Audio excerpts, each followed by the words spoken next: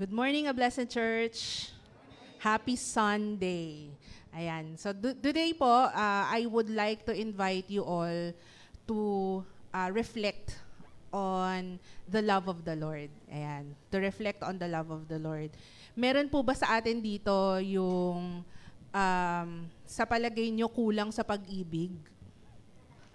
Uy, may nag-react. Even dun sa mga online worshipers po natin, meron po ba sa inyo yung may pagkakataon na feeling nyo kulang kayo sa love? Feeling nyo naaawa kayo sa sarili nyo dahil kulang kayo sa pagmamahal? Maaaring dun sa mga taong nakapaligid sa atin o minsan dahil lang sa maling kuro-kuro ng mga pag-iisip natin. Pero I want to read to you Romans 8:38 and 39. Ang sabi dito ni Pablo, sabi niya, "For I am persuaded that neither death nor life, nor angels, nor rulers, nor things present, nor things to come, nor powers, nor height, nor depth, nor any other created thing will be able to separate us from the love of God that is in Christ Jesus our Lord." Ulitin ko yung dulo ha. Nor any other created thing will be able to separate us from the love of God that is in Christ Jesus our Lord. Amen? Do you believe this? Do you believe the Bible, a blessed church? Amen. Amen. So, hence, naniniwala po tayo sa sinasabi ng Biblia. Tama? So, dapat po, hindi po tayo nagmumukmuk sa tabi o naaawa sa sarili dahil feeling natin kulang tayo sa pagmamahal. Because the Bible says nothing can separate us from the love of God. Meron pa bang hihigit sa pag-ibig ng Panginoon? Wala. Wala na pong hihigit sa pag-ibig ng Panginoon. Right? As a God, He gave His Son to redeem us, sinners, 'di ba? Para makasama niya. So, meron pa bang hihigit doon? Ikaw ba? Tingnan niyo po yung mga katabi niyo. Sa palagay niyo po ba, dyan, pag tiningnan niyo po yung katabi niyo, are you ready to die for them? Sometimes yes, sometimes no. Pero feeling ko po, pag nandun na tayo sa puntong yon, wala po talagang makakahigit dun sa all-out love ng Lord nung ginive niya yung life niya on the cross for us. Amen? Amen.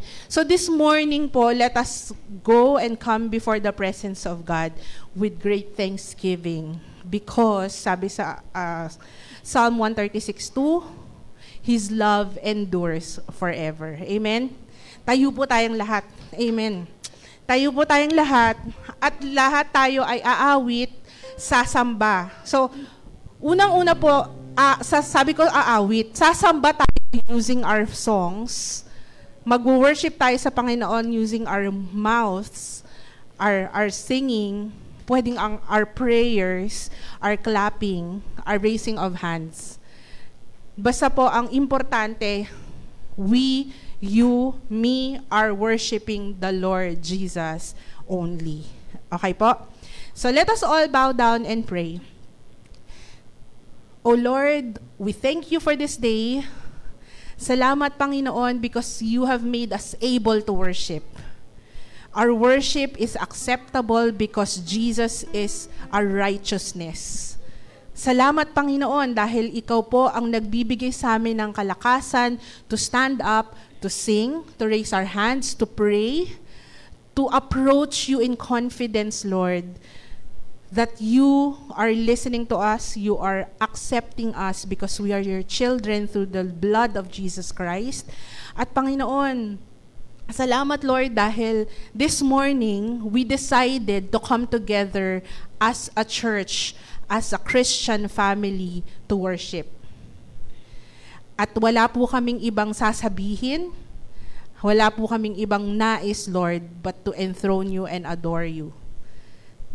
Itinataas ka po namin in Jesus' name. Amen. Ayan po. Let us all worship the Lord. Wala pong makakatapat dun sa kadakilaan, sa holiness ng Lord. The loving God, that is right in the midst of us as we worship Him.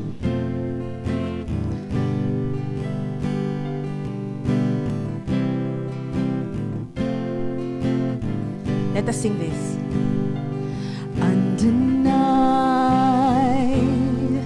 unfailing, undefeated, unchanging, all in all, victorious. It's the love of Jesus.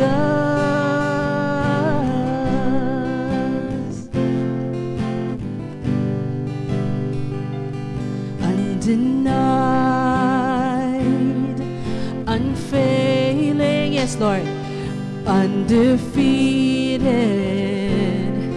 unchanging, all in all, victorious. It's the love of Jesus, Lord.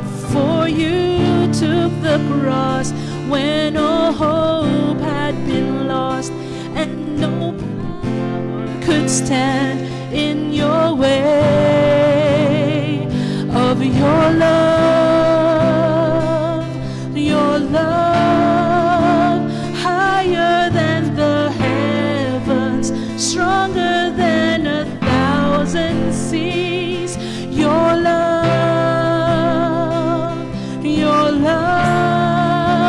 constant through the seasons, closer than the air I breathe. Yes, the love of the Lord is ever constant.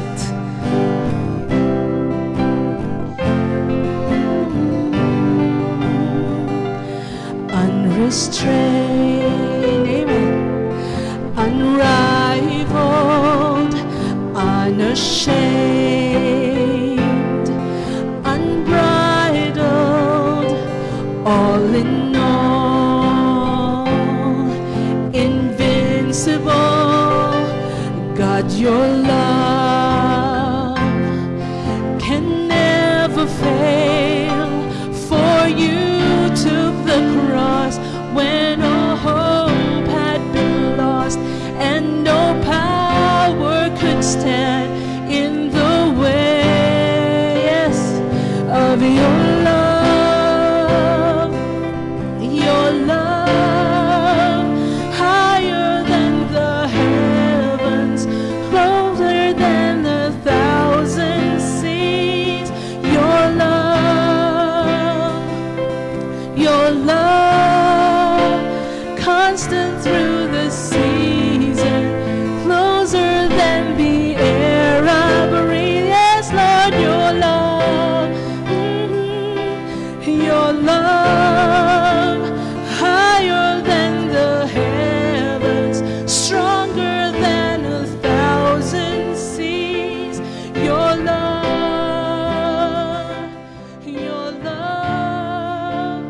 constant through the seasons, closer than the air I breathe. The love of Jesus is great, is powerful, is constant. Oh Lord, how great, how strong, how awesome is our God. I stand in awe of the never failing love of Jesus. How great, how great, how strong, how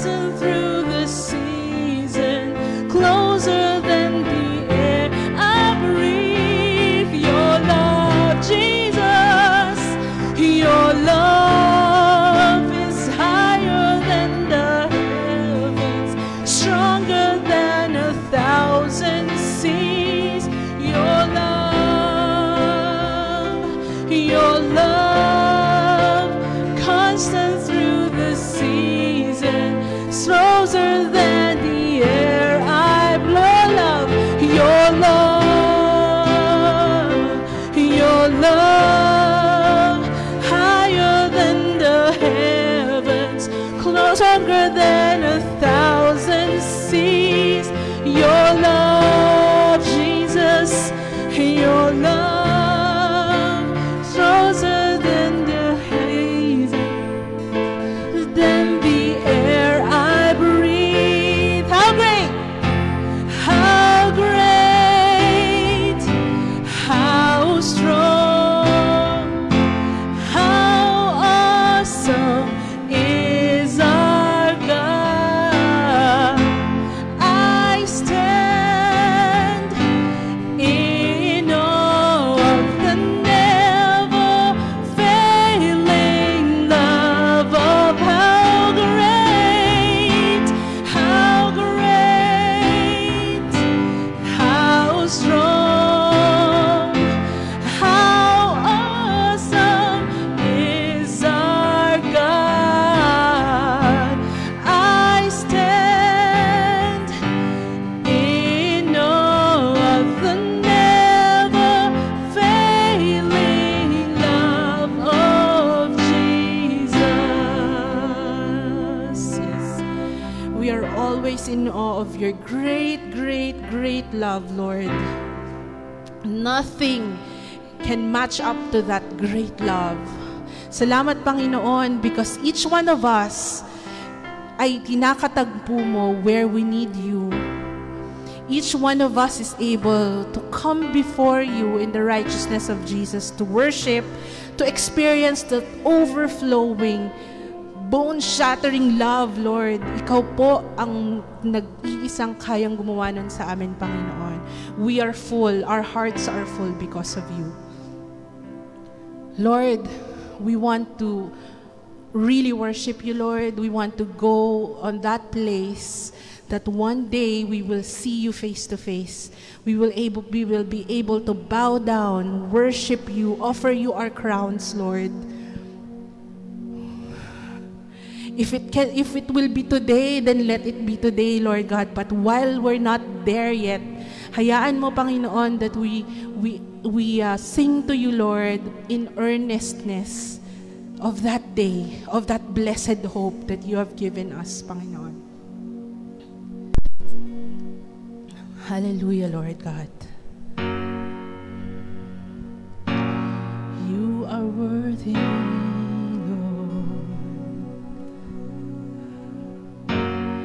We want to see your face.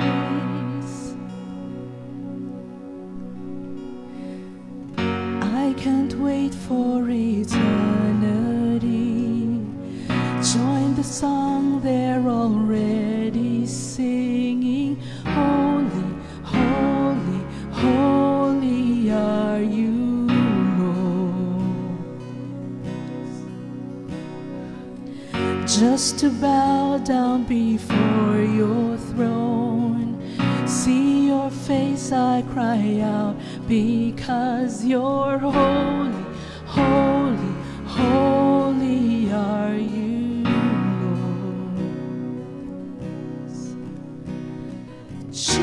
Jesus, King of Kings, Jesus, Majesty.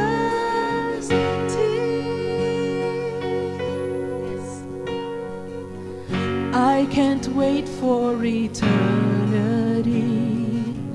Join the song they're already singing. Holy, holy, holy are you, Lord. Just to bow down before your throne, see your face. Yes. You're holy, holy, holy are you, Lord. Jesus, Jesus, King of Kings, Jesus, Majesty, Jesus,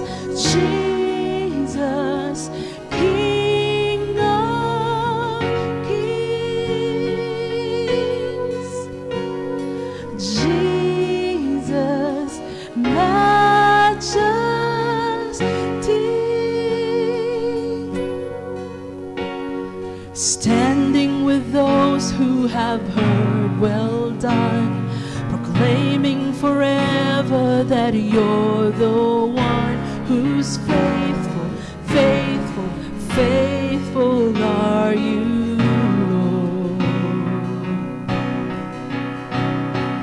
What can we give you but endless praise? The heavens roar as we shout. What's the name? It's Jesus, Jesus. Oh, you are Lord. Jesus, King of kings. Yes, Jesus. Jesus, Majesty, my Jesus, Jesus, King of kings and the Lord of lords. Oh, Jesus, Majesty.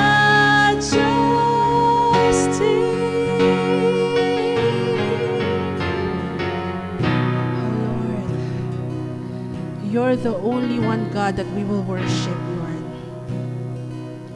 Yes, because you're worthy, worthy, worthy, Lord. Another glimpse of glory, we'll sing once more. Worthy, worthy, worthy, Lord.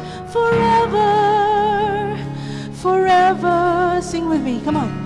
Worthy, worthy, worthy, Lord. Another glimpse of glory, we'll sing once more. Worthy, worthy, worthy, Lord.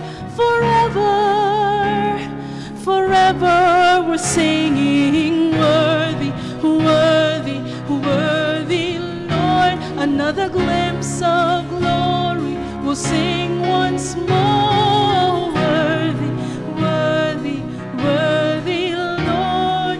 Forever, forever, singing. Worthy, worthy, worthy, Lord. Another glimpse of glory, we'll sing once more. Worthy, worthy, worthy, Lord. Forever, yes.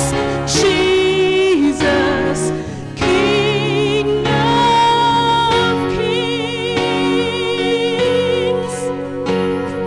Jesus, Majesty. We'll declare this for you, Lord. Jesus, King of kings. Jesus, Majesty.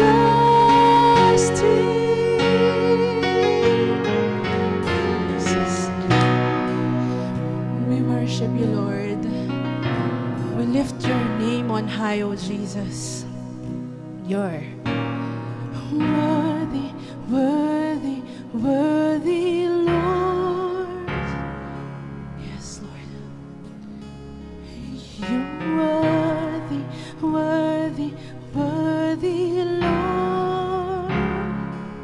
Yes. Worthy is the Lamb. Worthy is the Lamb. You are holy, holy. Are you Lord God Almighty? Yes. Worthy is the Lamb. Worthy is the Lamb.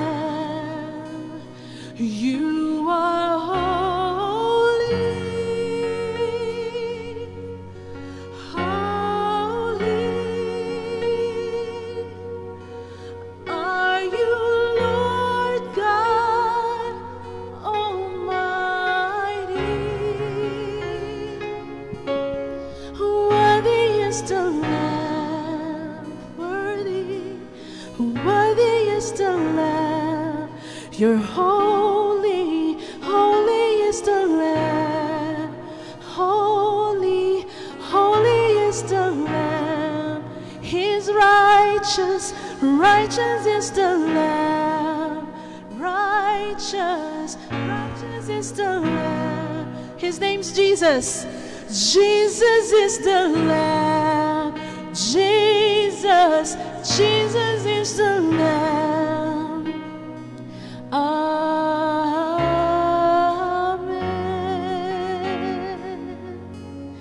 Yes, Lord. We lift your name high. Holy, righteous, worthy Jesus.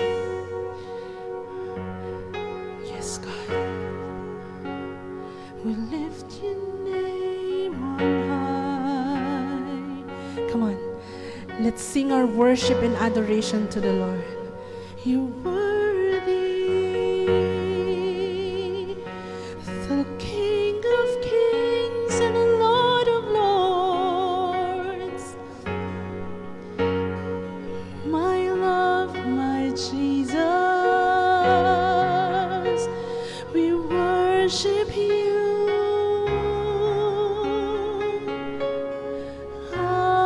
Hosanna,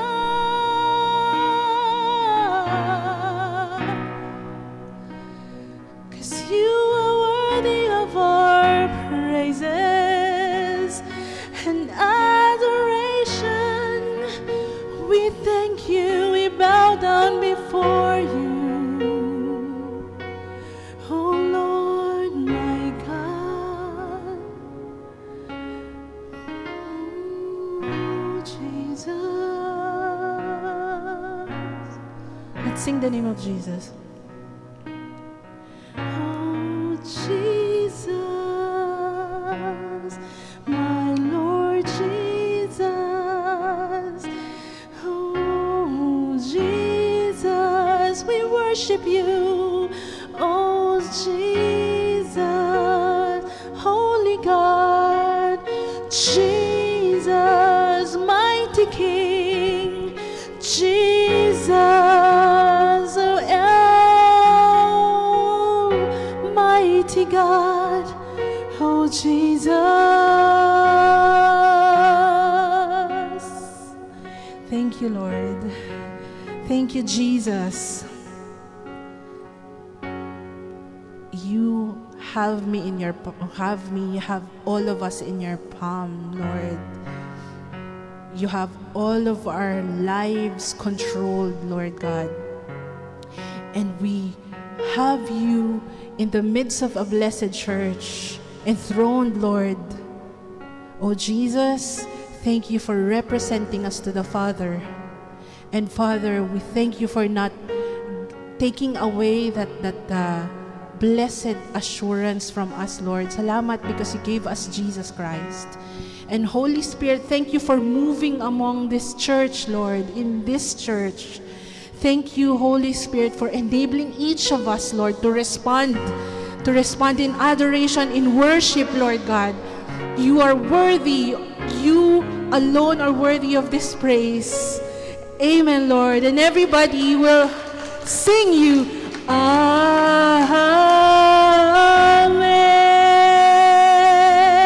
Thank you, Lord. Hallelujah, Jesus.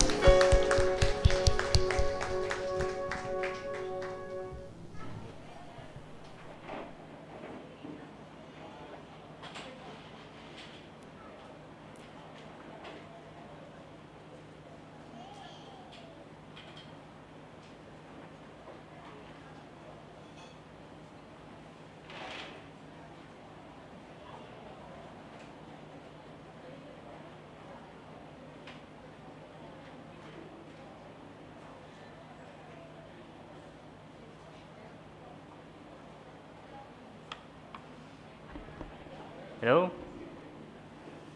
Okay, so magandang umaga po sa ating lahat. So lahat po ba meron na tayong mga elements na gagamitin para sa ating Lord's Supper? So kung wala pa po, meron pa po dun sa ating harapan, ha? Okay.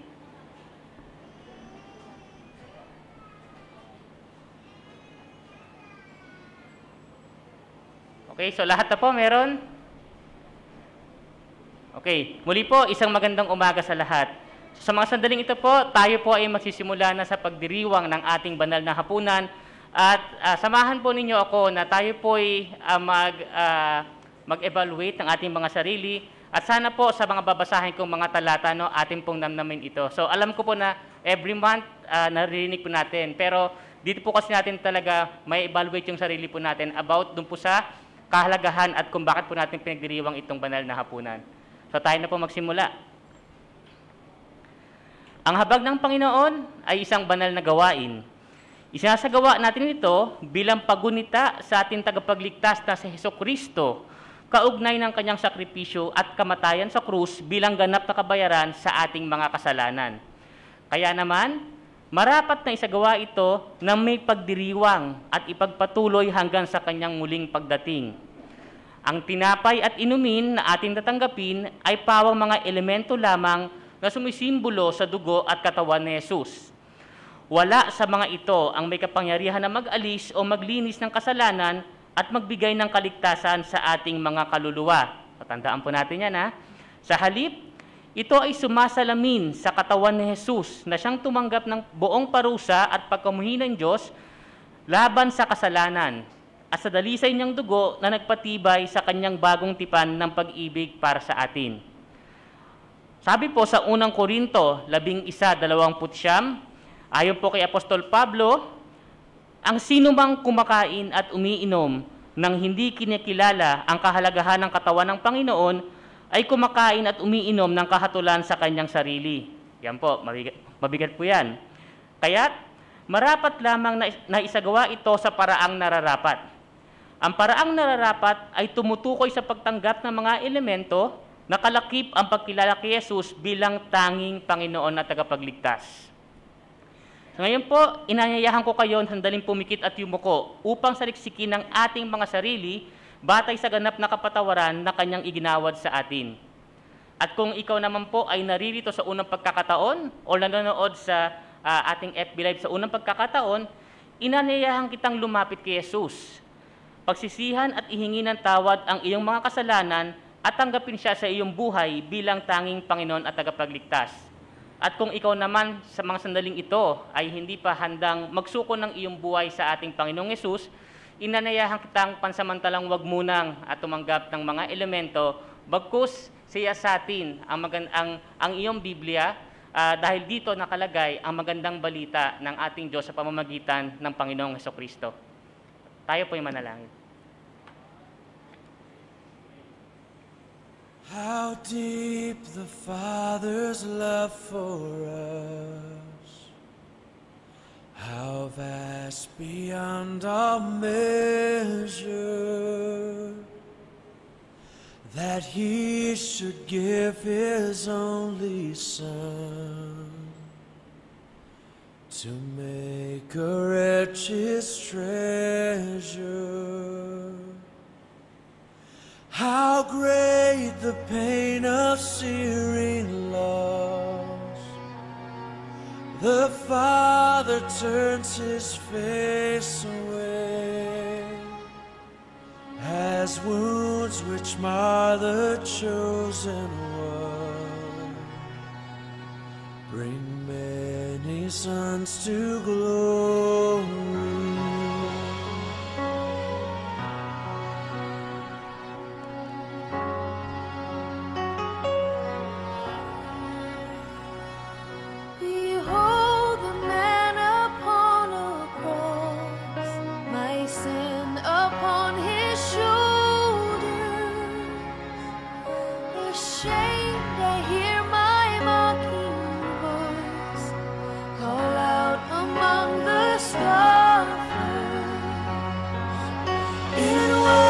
Sin that held Him there until it was accomplished.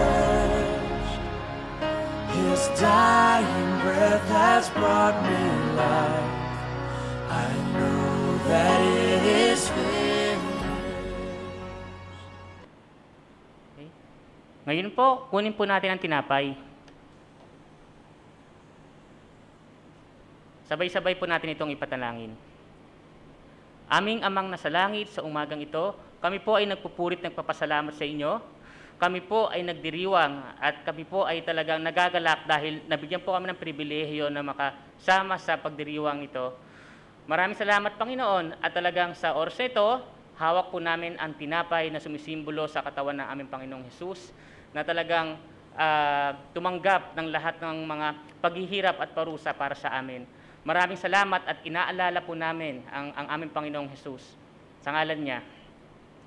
Sabi po sa unang Korinto 11:23-24, sapagkat ito ang turo na tinanggap ko mula sa Panginoon at ibinigay ko naman sa inyo.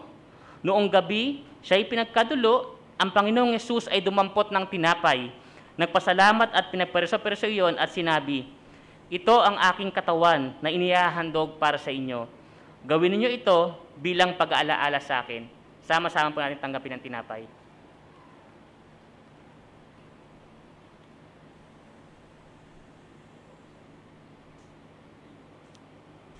Purihin po ang Diyos. Ngayon po, atin naman pong kunin ang inumin. Tayo po ay manalangin. Aming Ama, sa sandaling ito, hawak po namin ang inumin na sumisimbolo sa dugo ng aming Panginoong Hesus. Nang dahil po dito, kami po ay nalinis sa aming mga kasalanan. Maraming salamat po, Ama, at kami po ay nagagalak muli na kami po ay nakasama sa gawain ito. Dalangin po namin ito sa pangalan ng aming Panginoong Hesus. Sabi po sa unang Korinto 11:25, matapos maghapunan, dumampot din siya ng kopa at sinabi, ang kopang ito ang bagong tipan na pinagtitibay ng aking dugo. Tuwing inumin niyo ito, gawin niyo bilang pag-alaala sa akin. Alalahanin po natin ang ating Panginoong Hesus.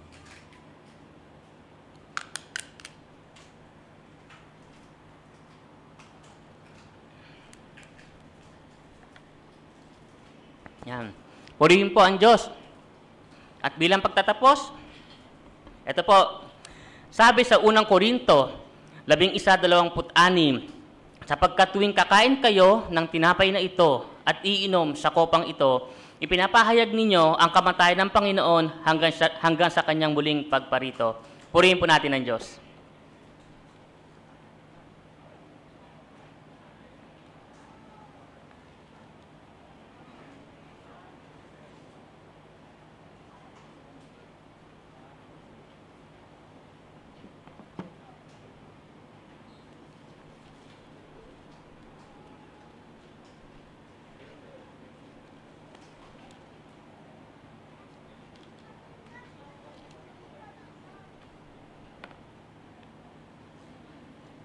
Inaanyayahan ko po ang lahat na tumayo bilang paggalang sa pagbasa ng salita ng ating Panginoon.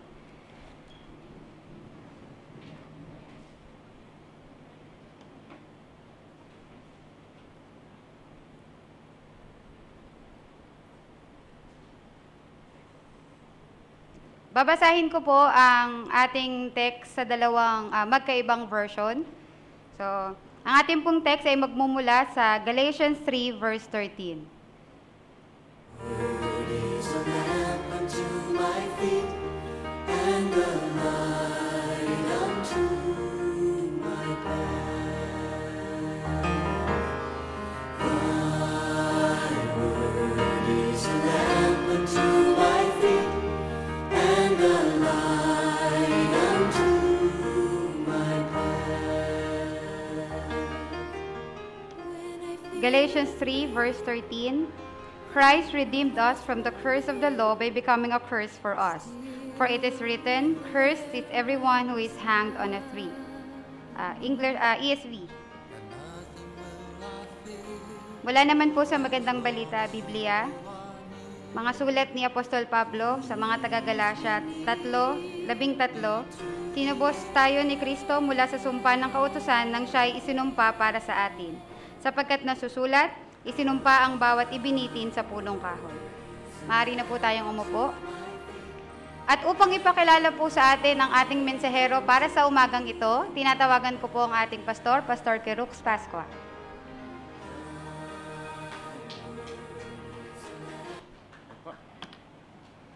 Isang mapagpalang umaga po sa inyong lahat. Pakibati po muna yung inyong mga nasa kaliwat kanan, nasa harapan at likod. Ayan. Ito po ay isang mapagpala, masayang umaga, hindi po ba? Iba-iba po tayo ng pinanggalingang background. Alam ko po na hindi palaging smooth ang ating Sunday morning dahil karaniwan po ang Sunday morning ay bat-bat ng pag-atake mula sa kaaway para pigilan tayo na magsama-sama at makapunta sa ating spiritual family meeting. Okay? Pero ngayon po, salamat sa Panginoon dahil binigyan niya tayo ng kakayahan na magtipon-tipon sa lugar na ito. At ngayon po ay hindi po ako magpipreach, okay? Hindi po ako ang naka-assign na mag-preach ngayong araw na ito. And usually po, kapag meron tayong ibang preacher, inaako ko po yung tungkulin talaga na ipakilala sila sa inyo kasi usually they come from a different church, no? Pero ibang pagkakataon po ito. This is a totally different scenario kasi ang ipapakilala ko sa inyo is someone na sa palagay ko naman kilala nyo na, no? But at the same time, no, kagalakan sa atin na makita siya sa harapan because he is our very own, no?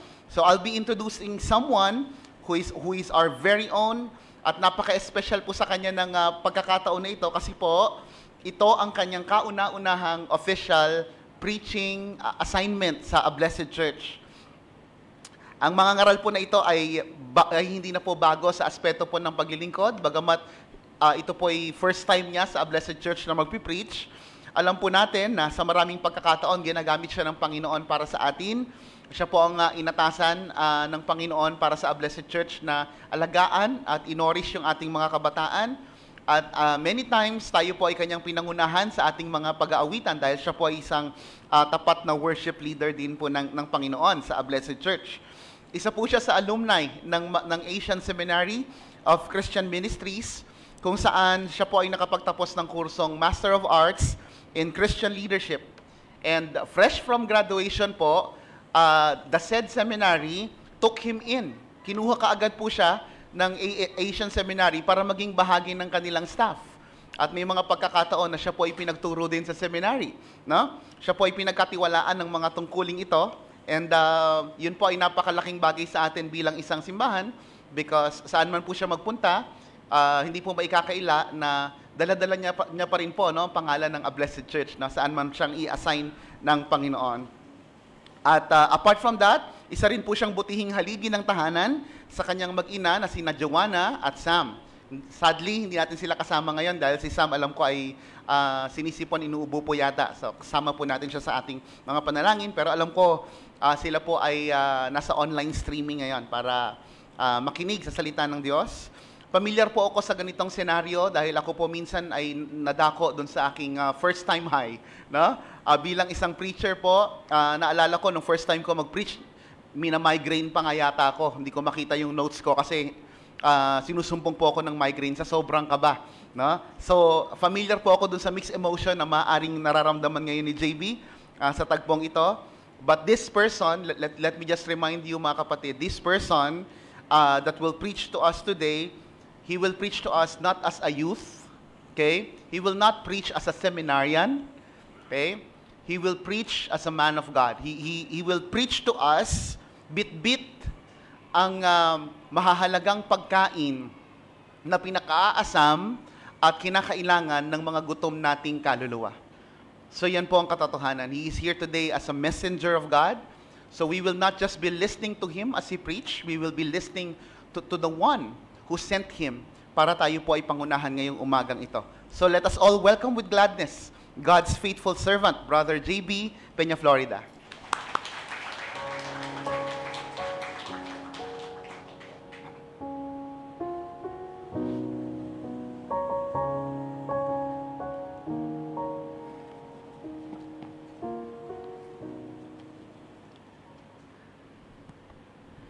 Good morning po. Totoo po pala talaga yung sobrang kaba ko po. Kanina pa lang po, papunta pa lang po ako dito. Hindi na po ako mapakala sa sasakyan po. But today I am very joyful po na mabigyan po ng pagkakataon na maibahagi po sa inyo ang salita po ng Panginoon. But may the peace of the Lord be with you all, a blessed church. And makasama po natin ngayon sa FB Live, it is with fear and trembling po na ako po ay nasa likod ng pulpitong ito. Alam po ng mga estudyante ko po sa Youth Sunday School na ang pagbabahagi po ng salita ng Diyos ay hindi basta-bastang gawain. Ito po ay nangangailangan ng matinding pananalangin sa Panginoon upang maintindihan at maibahagi po sa kanyang kawan.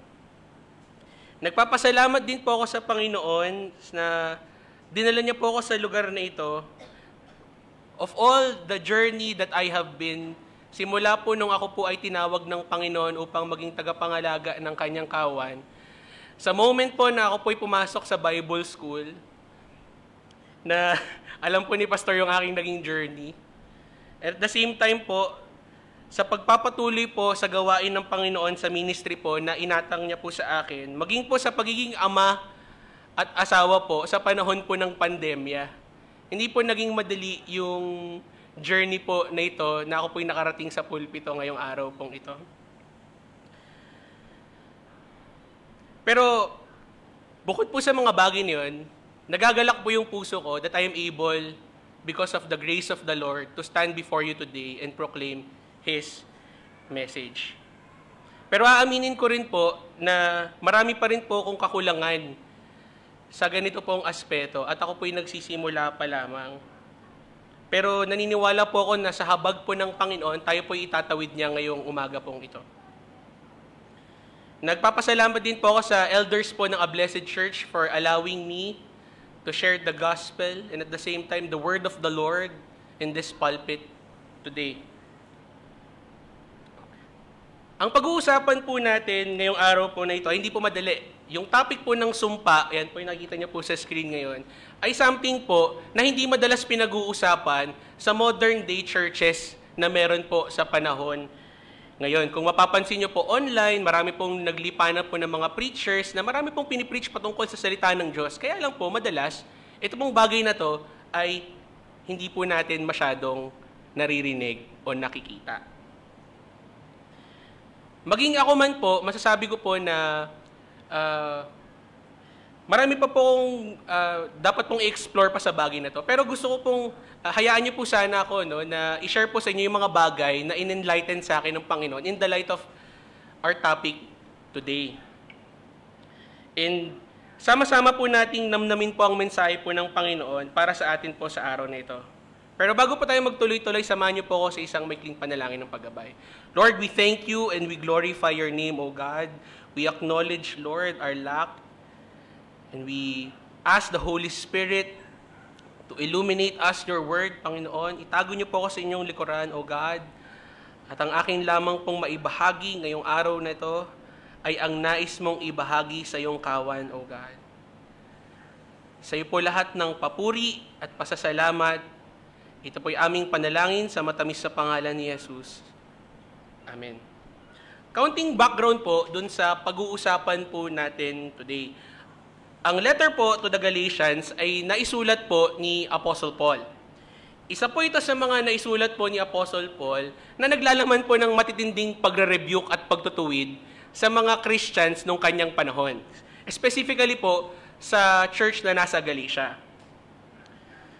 Isa po sa itinutuwid o ikinokorek ng Book of Galatians or letter to the Galatians ay yung maling katuruan po na ang isang Kristiyanong hindi Hudyo ay kinakailangang mag-undergo ng circumcision o maging bahagi muli ng law of Moses in order for them na maligtas. Ang kinukundina po na maling katuruan ni Apostle Paul sa particular na letter po nito ay yung gospel of salvation by works. O ang muling pagbalik sa sa salvation po na nagmumula sa mabubuting gawa. Okay? Makita po natin ito sa Galatians chapter 1 verses 6 to 7. Samahan niyo po ako, buksan po ninyo inyo pong mga Bible sa Galatians chapter 1 verses 6 to 7. Sige, pabigyan ko po kayo ng time.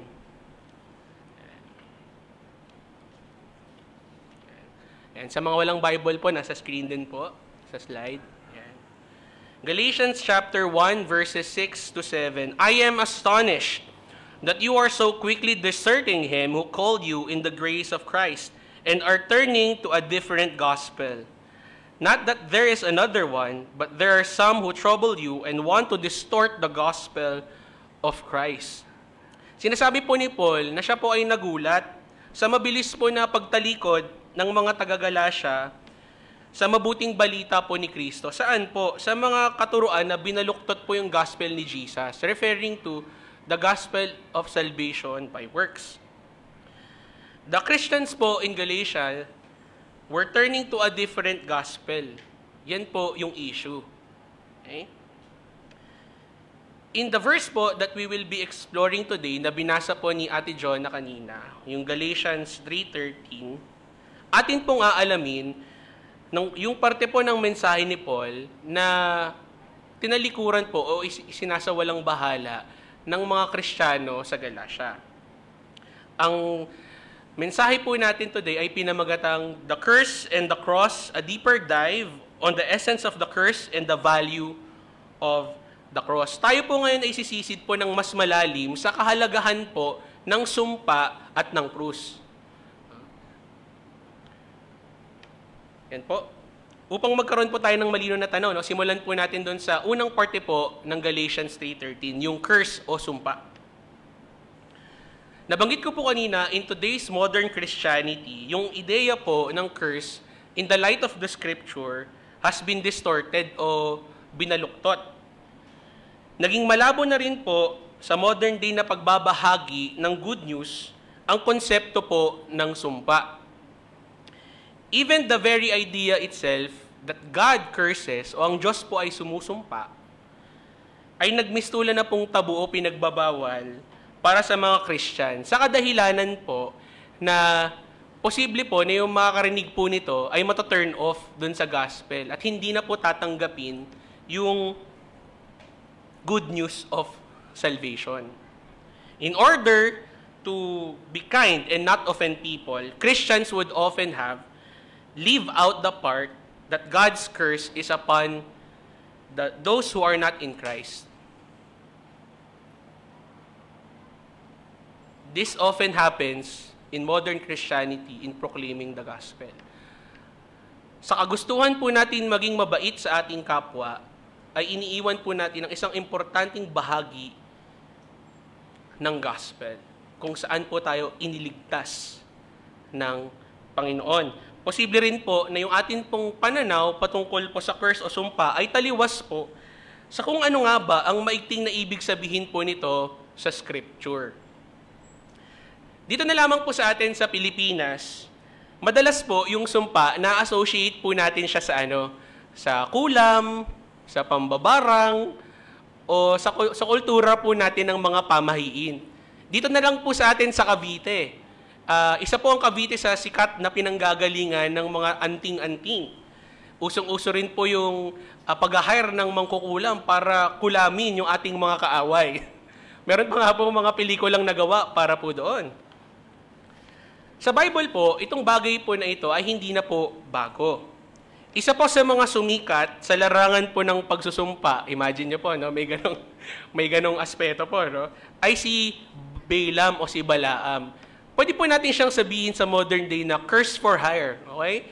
Siya po ay inuupahan upang sumpain ang mga kaaway ng isang mag-hire po o uupa sa kanya. Nangyari po ito sa Numbers 22. Pwede nyo po yung reviewin po sa inyong tahanan. Ano pong nangyari dyan? Si Haring Balak po ay na-threaten sa presensya po ng Israel habang sila po ay papunta ng Promised Land. Kailangan po kasi nilang dumaan dun sa Moab. Si Haring Balak po na-threaten siya sa presence nila. So hinire niya po si Balaam para i-curse yung bayan ng Israel. Kaya lang po, Balaam failed miserably. Bakit po? Instead of cursing the Israelites, he ended up blessing them because of the protection of the Lord sa kanyang bayang pinili. Pero in order for us po to understand kung ano po ang sumpa ng Diyos, kailangan po nating makita kung saan po ito unang lumabas sa Scripture. I invite po everyone to please open your Bibles to Genesis chapter 3, verse 14 hanggang 19. Sige po, Genesis chapter 3, verse 14 hanggang 19.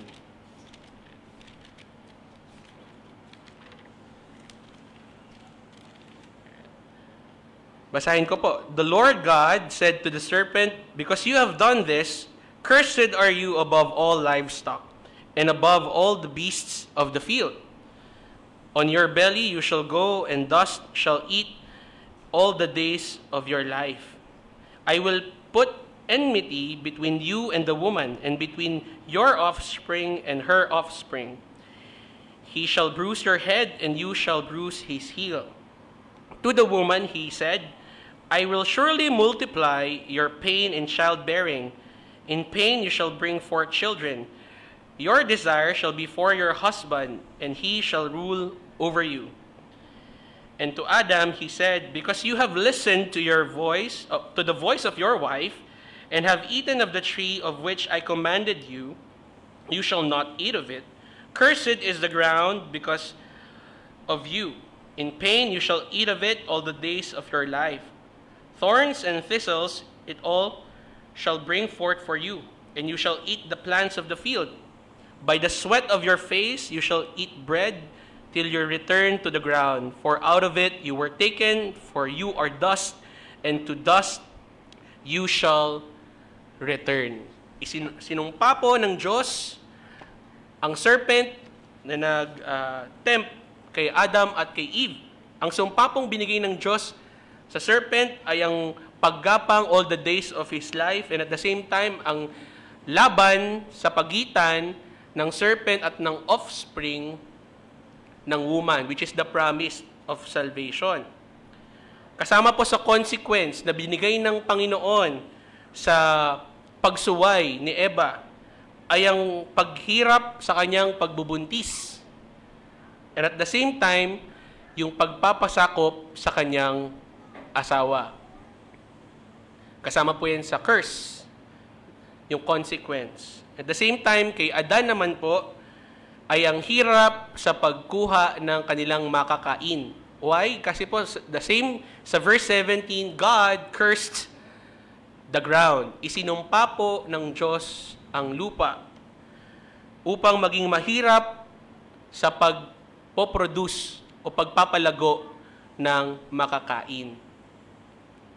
Kung uusod po tayo ng konti, sa verse 23, ito po ay isa sa naging bunga ng curse po na yon. Yung separation ng Diyos at ng tao.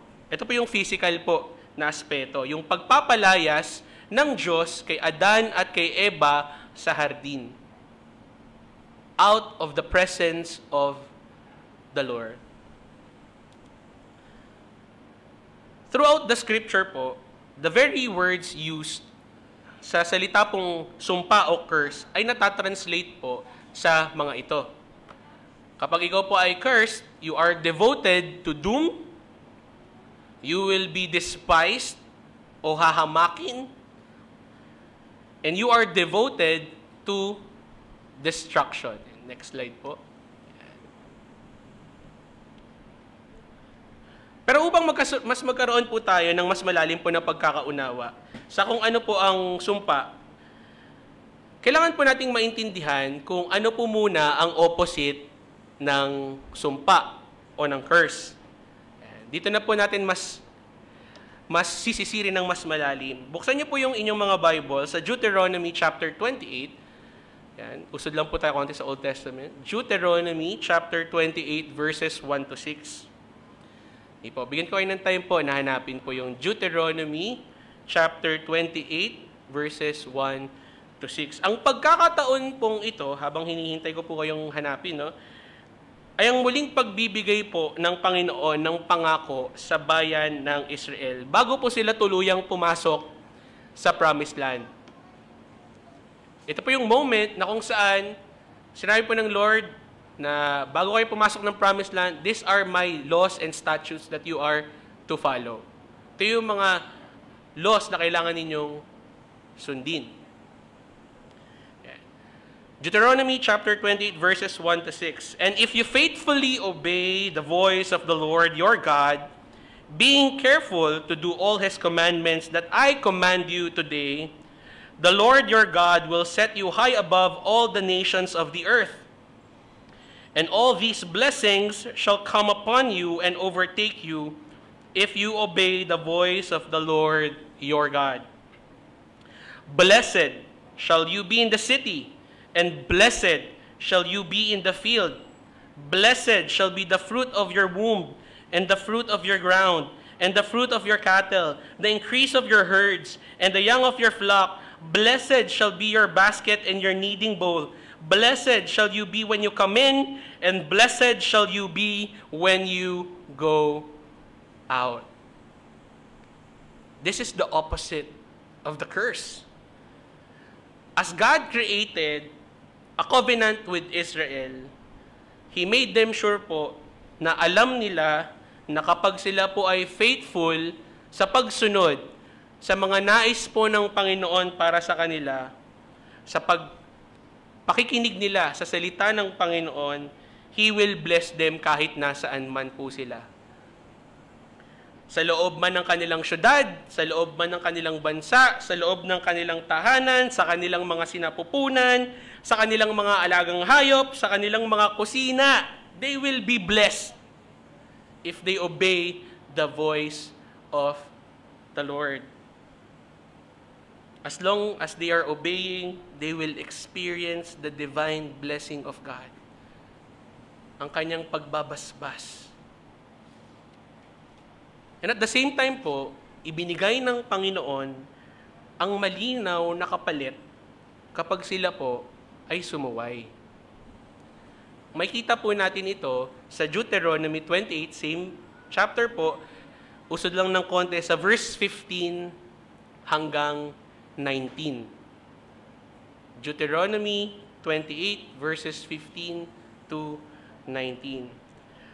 But if you will not obey the voice of the Lord your God, or be careful to do all his commandments and his statutes that I command you today, then all these curses shall come upon you and overtake you. Cursed shall you be in the city, and cursed shall you be in the field. Cursed shall be your basket and your kneading bowl. Cursed shall be the fruit of your womb and the fruit of your ground, the increase of your herds and the young of your flock. Cursed shall you be when you come in, and cursed shall you be when you go out. If they disobey the voice of the Lord, He will curse them. Kung nasaan man po sila, as they disobey God, they will receive His curse sa kanilang bayan, sa kanilang bansa, sa kanilang mga sinapupunan, sa kanilang kusina, kahit saan. If they disobey God, they will receive the opposite of the blessing that He will give them. Sino po ngayon ang may kagustuhan ng mensahe po ng curse today?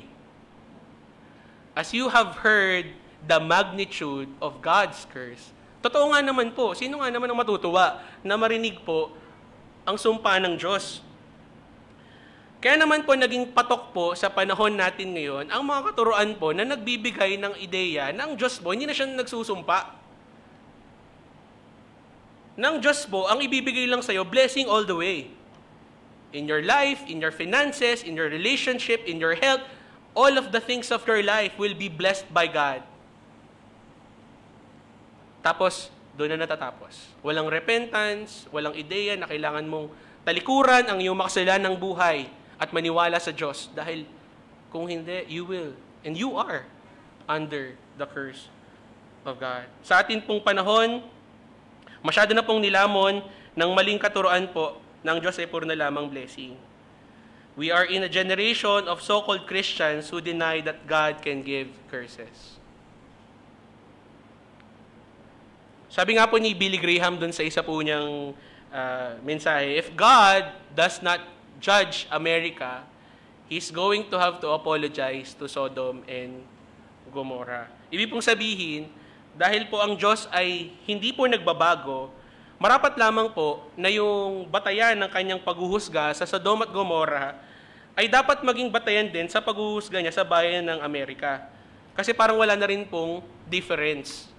As you can see rin po today, imagine Billy Graham po nung preach na to, mga 70s pa ata o 80s. Tapos tignan niyo po yung nangyari sa Amerika today. And tignan niyo po yung nangyari sa bayan natin ngayon. Hindi po tayo exempted dito, mga kapatid. Ang Pilipinas ay hindi po exempted sa bagay po na ito. At maging sa panahon po natin ngayon, ang maling katuruan po patungkol sa mabuting balita ng Diyos na baluktot ay naglipana na po.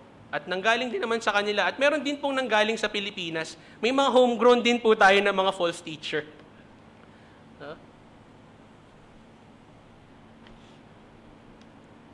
For us to deeper understand pa po lalo itong bagay na to, bibigyan ko po ng example of how deep we should see po the horror of God's curse. Para ma-appreciate po natin ng lalo yung huling punto po na pag-uusapan natin sa mensahe po natin today. Isa po sa mga madalas na ginagamit na benediction sa mga simbahan po today ay mula po sa Numbers chapter 6, verses 24 to 26. Ito po yung pagkakataon na sinabi po ng Diyos kay Aaron na ganito po i-bless yung bayan ng Israel. Ang sabi po niya doon sa verse 24, "May the Lord bless you and keep you. May the Lord make His face shine upon you and be gracious to you. May the Lord turn His face toward you and give you shalom o peace."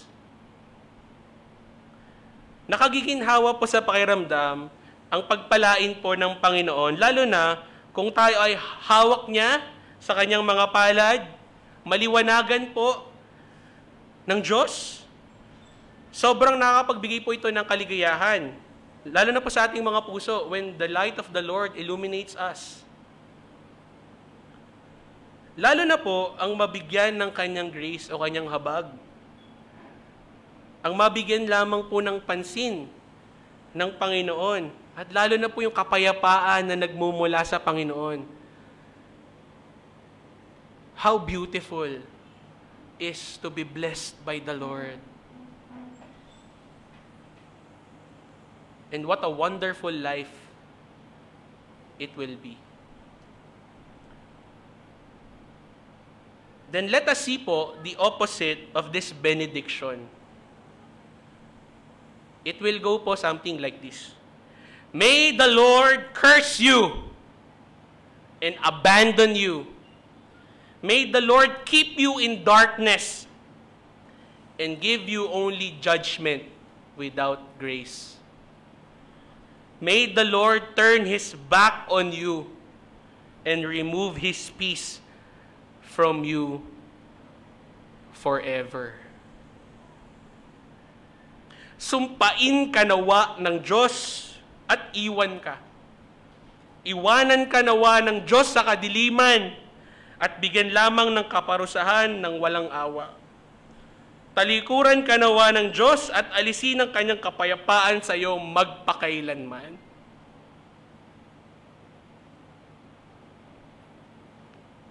Ngayong meron po tayong pagtanaw sa sumpa ng Panginoon.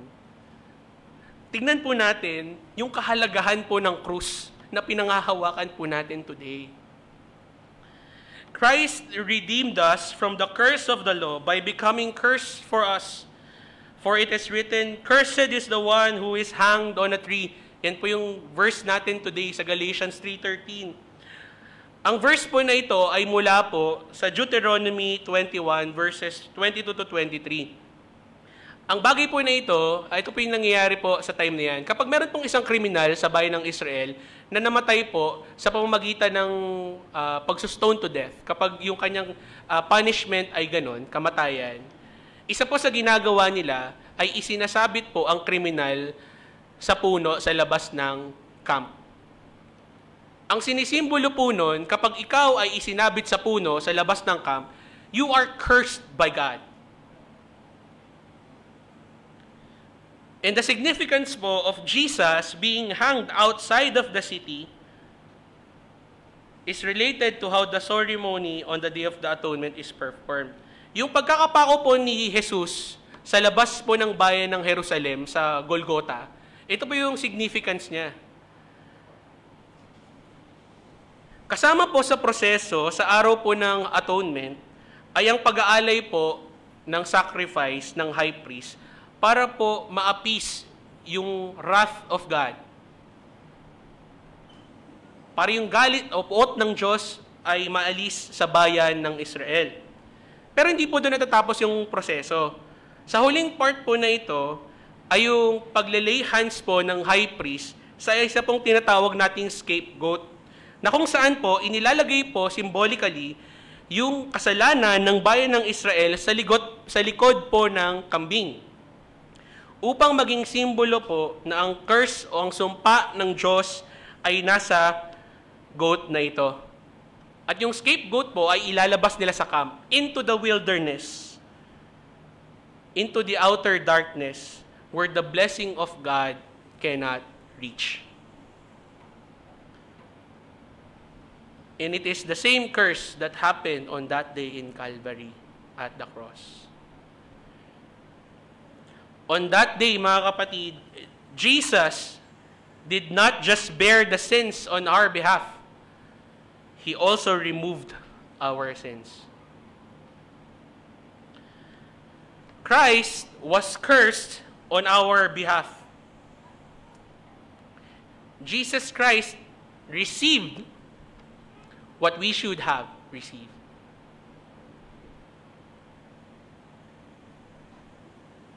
He was not just cursed po, mga kapatid. He became a curse for us.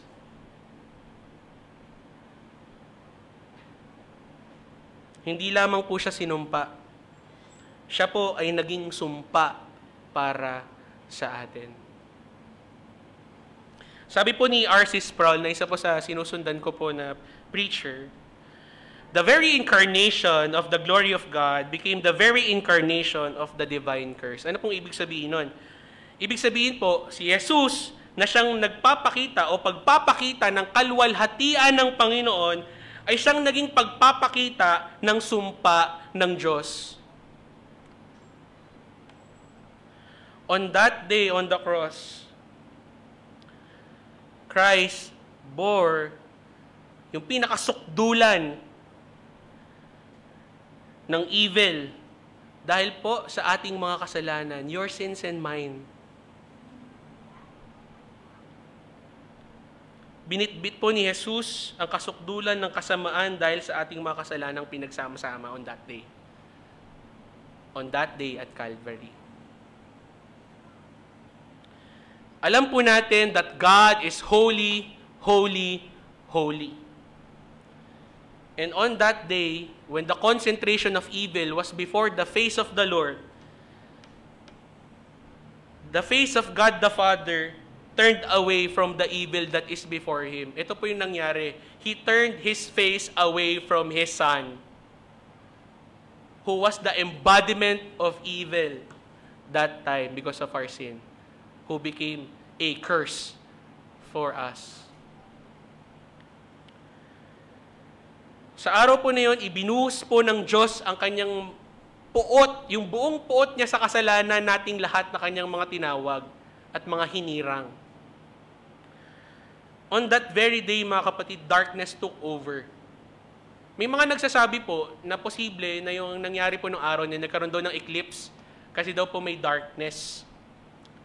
Pero kung babasahin po natin mabuti, yung sa Luke 23 verse 45, that very hour, when the face of the Lord turned away, even the sun stopped shining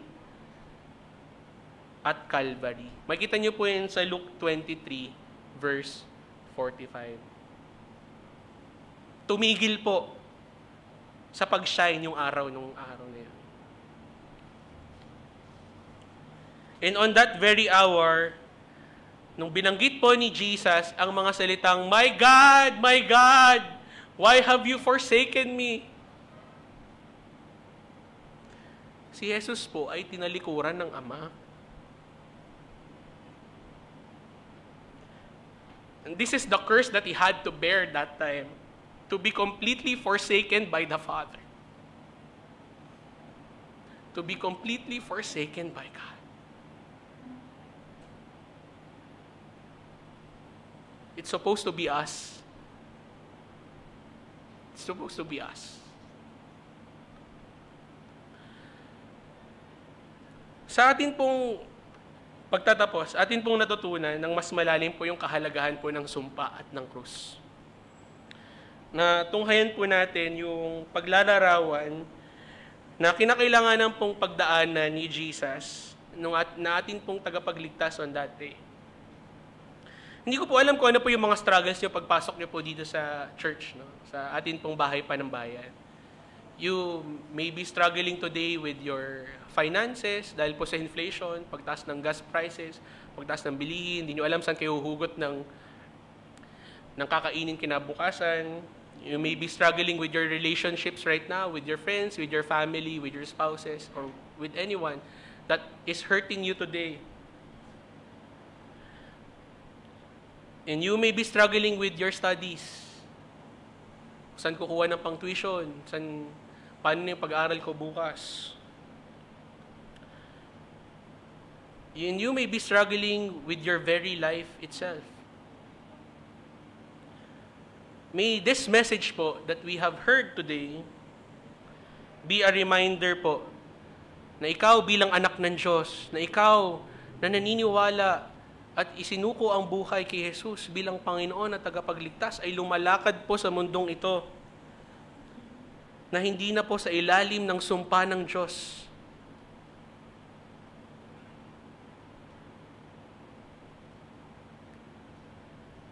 Bawat hakbang po na tinatahak natin today ay batid po ng Diyos sa mga itinuring niya na anak dahil sa ginawa ni Kristo.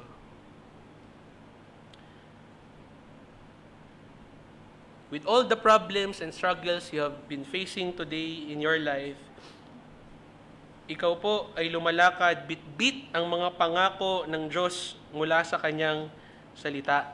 At ikaw po ay iniligtas sa pinakamalalang problema na pwede mong harapin in this world.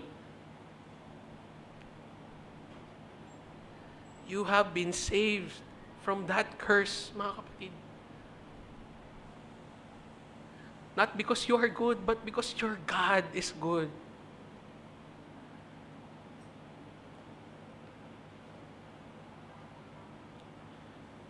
Hindi man po ma-filled ang buhay natin dun sa konsepto ng blessing na meron tayo today.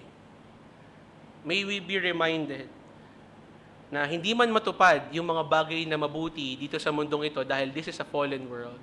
The promise of the Lord stands. When He returns, yung pangako niya kapag siya'y bumalik, wala na pong sakit. Wala na pong pagluha. At wala na pong hirap. You are saved. You are saved. You are blessed. Imagine po the horror of those who are not in Christ. Sa pagkakataon po na sila ay nabuhay sa mundong ito, they are under the curse of God. Ibahagi po nawa natin ng kaligayahang nagmumula lamang sa Diyos. The very joy that you have and I share today as people of God. Pagkat sa lahat po ng tao na nasa labas po ng simbahan pong ito, na wala po sa kawan ng Diyos, sila po ay humihinga sa ilalim po ng sumpa ng Diyos. ABC, Jesus is not just the way, the truth, and the life. He is the only hope that we have. Let us pray. Lord, pinupuri ka namin, O God. Hindi kami karapat-dapat sa iyong habag, Panginoon. But thank you for your grace. Thank you for bearing the curse for us. It should have been us, Lord, but you were there on our behalf.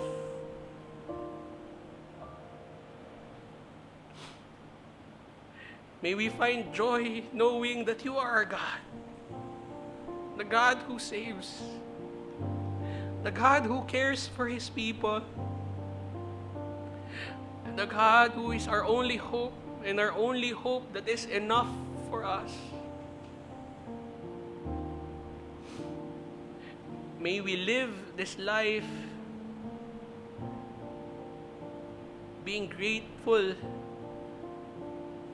to the life that you have lived for our sake. Ito po'y aming panalangin sa matamis na pangalan ni Jesus. Amen.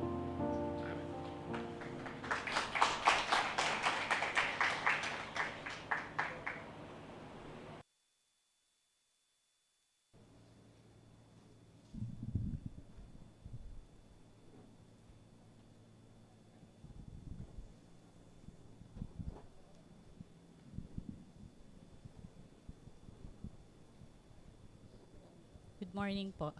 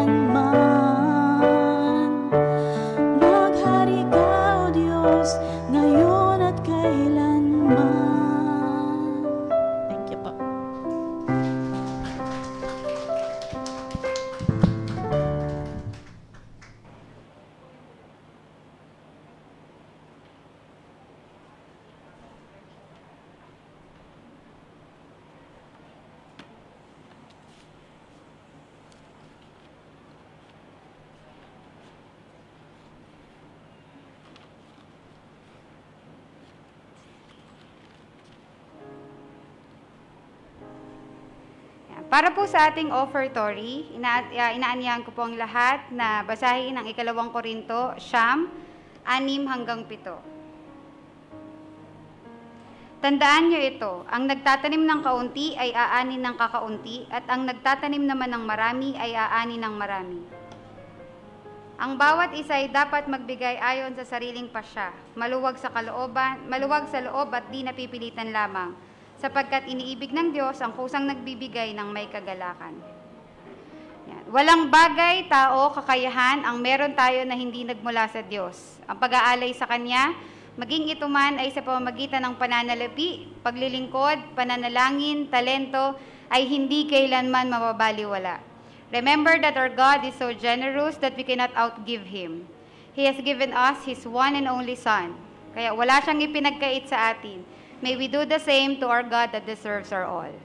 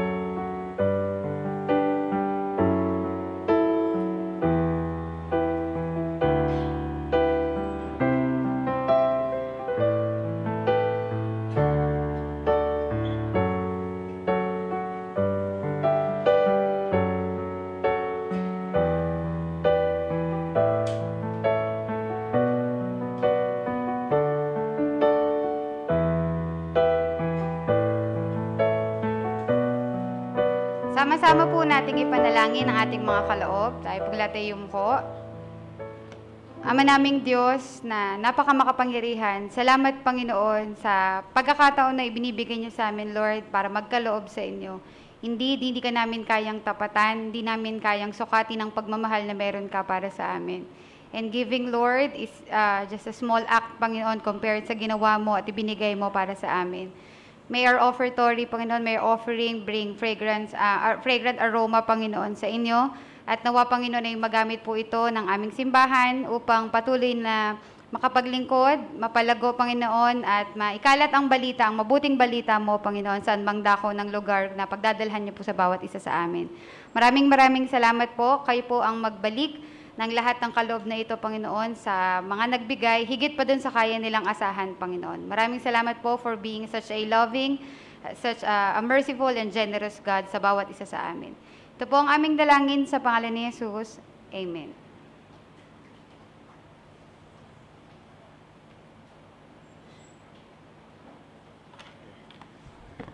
Sino po dito ang natutuwa na malaman ngayong umaga na lumalakad siya at namumuhay siya sa kanyang buhay habang wala nang sibat na nakaambang sa kanya.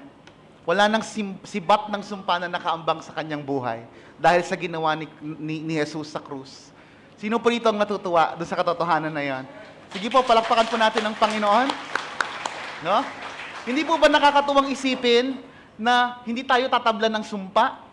ng kahit sino man? Hindi po ba't nakakatuwang isipin na hindi tayo kayang galawin ng demonyo sa kahit pinakamatinding kaparaanan na pwede niyang isagawa sa atin? Ang ibig sabihin nun, mga kapatid, okay, ano man ang dinaranas natin ngayon, the Lord will never allow something in our lives, whether difficulties or challenges, that can utterly destroy a child of God. So, napakaganda po ng ating natanggap ngayon. At ang ibig pong sabihin na, ito po ang sagot kung tinatanong niyo po na, may bisa pa ba yung sumpa sa akin ng mga tao sa paligid ko nung ako'y bata pa dahil sa aking pagkakamali? Wala na po. Pwede po bang ma-demon possess ang isang Kristiyano? Ito po ang sagot, hindi po. Okay? Ang pinahihintulutan lamang ng Panginoon natin na mangyari sa ating buhay ay yung mga bagay na makapagpapatibay, makapagpapatalino, at makapagbibigay sa atin ng iba yung lakas bilang mga anak ng Diyos. And for that, we praise the Lord. Purihin po natin siya. Yeah? Salamat po, Panginoon. Salamat po, Panginoon. At sa pagkakataong ito, tanggapin po natin ang basbas ng Panginoon. Taas po natin ang ating mga kamay. At tanggapin po ang mga pagpapala na nagmumula lamang po sa ating iisang Diyos. Sa Kanya na makapag-iingat sa inyo upang hindi kayo magkasala at makapaghaharap sa inyo ng walang kapintasan at may malaking kagalakan sa Kanyang kalwalhatian. Sa iisang Diyos na ating tagapagligtas, sa pamamagitan ni Jesucristo na Panginoon natin, sa Kanya ang kalwalhatian, kadakilaan, kapamahalaan at kapangyarihan, mula pa noong una, ngayon at magpakailanman. Amen. Purihin po ang Panginoon.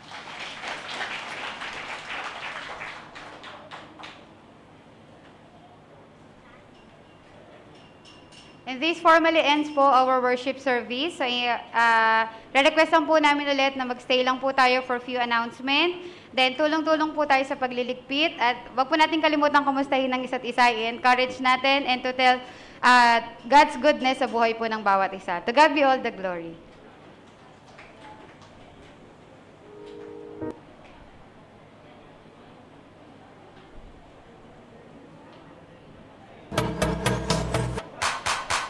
You're the reason why our hearts are beating. You're everything we need.